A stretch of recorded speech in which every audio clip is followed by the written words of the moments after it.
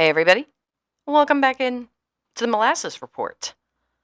Today, I want to talk about two words that get used interchangeably, even though they shouldn't be: loneliness and solitude. Because one hurts, the other one heals. And a lot of us don't realize which one we're in until we've been sitting there for a while. This episode isn't going to be about fixing loneliness, but it is going to be about learning how to tell the difference. Loneliness has a weight to it. It's not just being by yourself, it's feeling unseen while you are. It's reaching for your phone, not because you want to connect, but because you don't want to sit with quiet. Loneliness whispers things like, no one's thinking about you. Everyone else is further along. Everyone else is doing something. You are missing out. And the hardest part is you can feel lonely in a crowded room, in a relationship, in a life that looks full from the outside. Loneliness isn't about proximity or surrounding yourself with people, it's about disconnection. Solitude, though, feels quieter, but it doesn't feel empty. It's the kind of alone time where your shoulders drop, you stop performing, where you're not explaining yourself to anyone. Solitude is when you're alone, and it doesn't feel like a punishment. It feels intentional, chosen, protective. And you start to notice what you actually think, what you actually want, and what you've been doing to drown out the noise. Solitude is where self trust gets rebuilt. And that's why it can feel unfamiliar at first, because we are rarely taught to sit with ourselves without immediately trying to improve or distract. In today's world, most of us weren't taught how to be alone. We were taught how to stay active, stay connected, stay available. So when things slow down, quiet feels like a threat. I mean, we then start to fill it with podcasts, with music, texting friends, scrolling, something on YouTube on your computer, the TV playing, and tunes. It's not because those things are bad at all. Believe me, we all need them. But silence asks questions. Sometimes we're not ready for the answers. Solitude will ask, what do you actually want if no one's watching? Who are you when you're not being needed by somebody else? What parts of yourself have you actually been avoiding?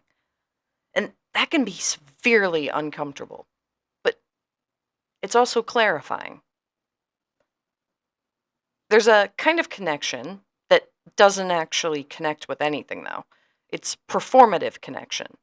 The check ins that skim the surface, the group chats that never go deep, the constant contact that keeps you busy but not known.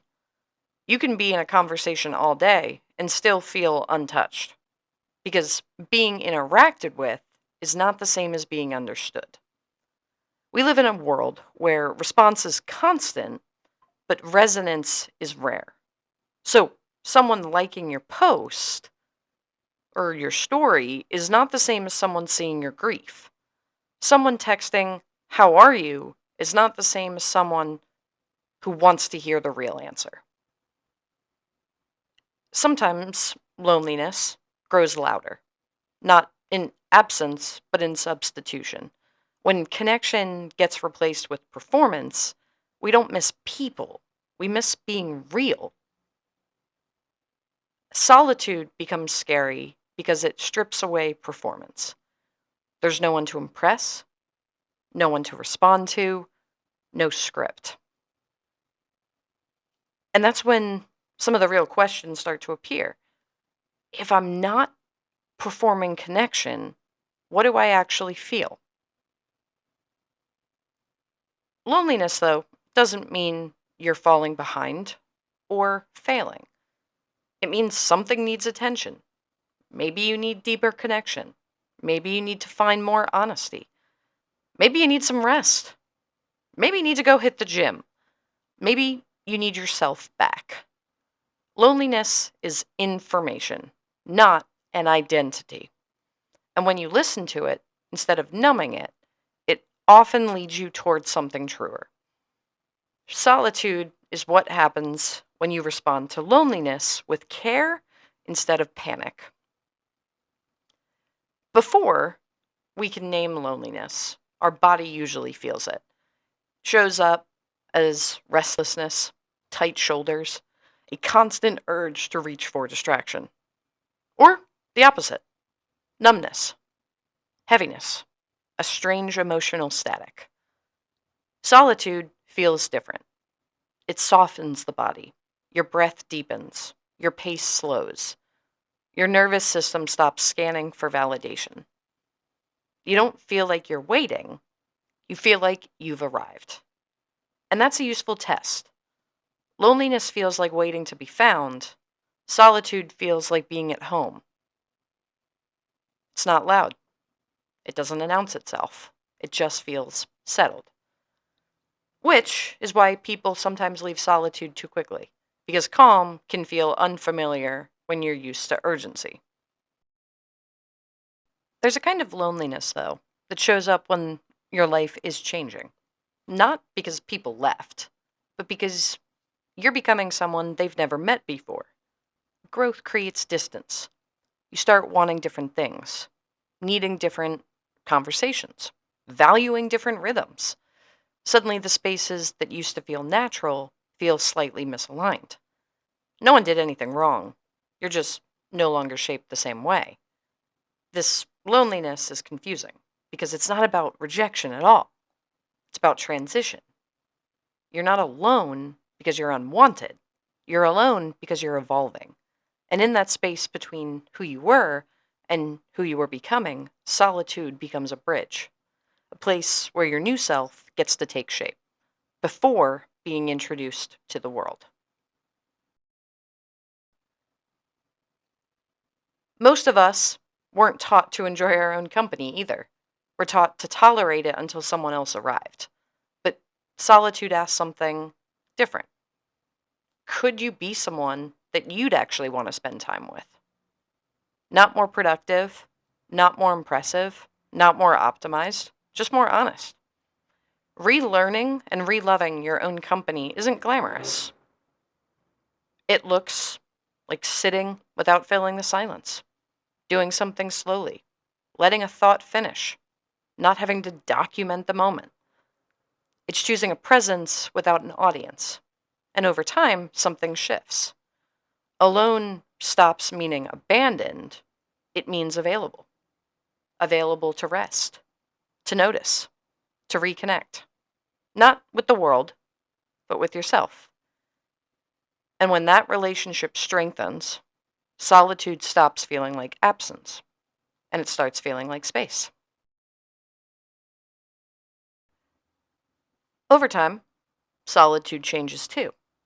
At first, it feels like absence. Then it just feels like quiet. And eventually, it starts to feel like strength.